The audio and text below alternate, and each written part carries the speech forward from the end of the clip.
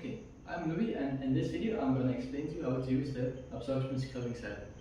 For reference, there's two sets of manuals provided. The first step is to make sure that the input and output of the scrubber are connected to the rest of the system. Secondly, we have to connect the system to the input by connecting the hose here in the input.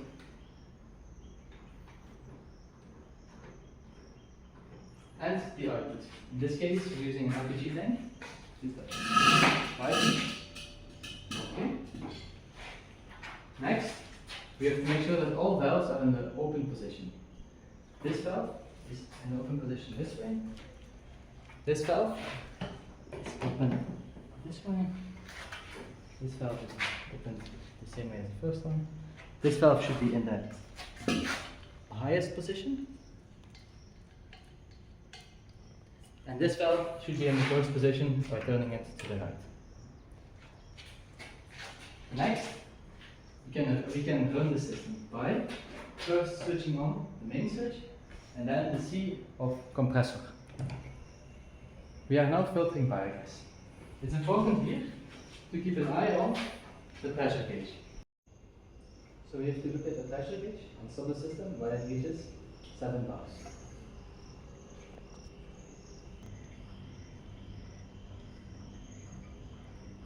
Okay, so now that the system reaches 7 bar, we can stop the system by turning off the compressor.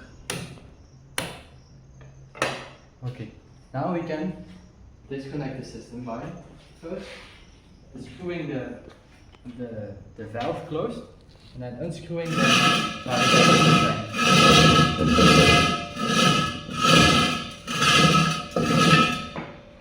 And now we can use this gas as a combustion material. The fifth step for the absorption column is the maintenance. There's two sets of maintenance. The first set, approximately every 1000 liters, starts with regenerating the iron wool inside the H2S removal tank. You can do that by unscrewing this and then exposing it to air outside, leaving it there for a couple of hours, bringing it back in, pumping up the iron wool so that the column stays full, and screwing it back on. Secondly, there's the moisture traps. So those need emptying. The pre-processing moisture trap can be emptied by unscrewing this and letting the water out.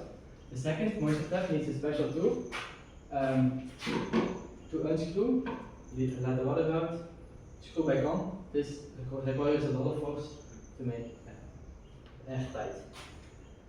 The final step for the 1000 liter maintenance is to unscrew this at the top here using this tool, taking off the hose, unscrewing the nipple, filling up with water so that the water level is approximately 70% of the column. So you can place that over and turn. And then every 150 liters, the calcium hydroxide needs to be replaced. The first step is to make sure this valve is in the closed position, else all the water will come out. Secondly, we can unscrew this at the lower half.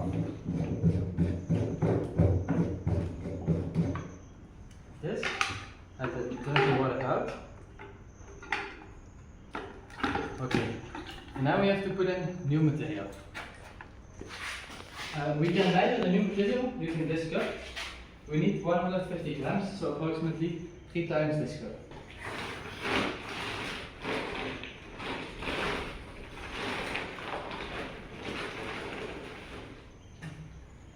We put that in the cleaned absorption.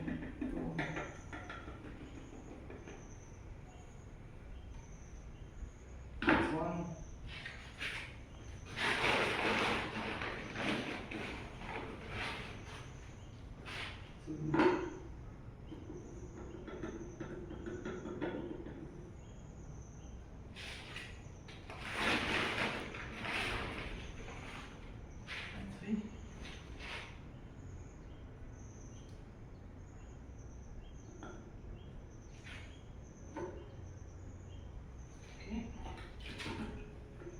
The next step is to fill this up with water.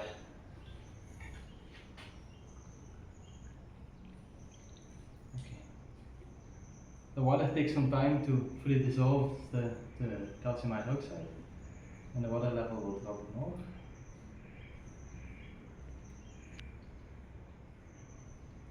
Okay. Before screwing the system back on, we have to make sure that the connection is clean.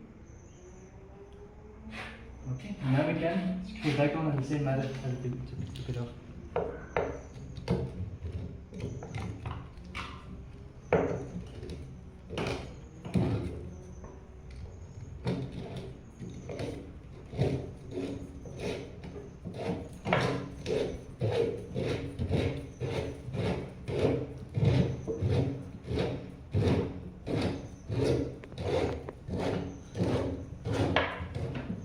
Make sure that this connection is on very tight. Then finally we can open the valve and start using the system again. When running the system for the first time, you have to make sure that there's no leaks. And if there are leaks, you have to either screw it on back or fix the leak another way. Thank you for your attention.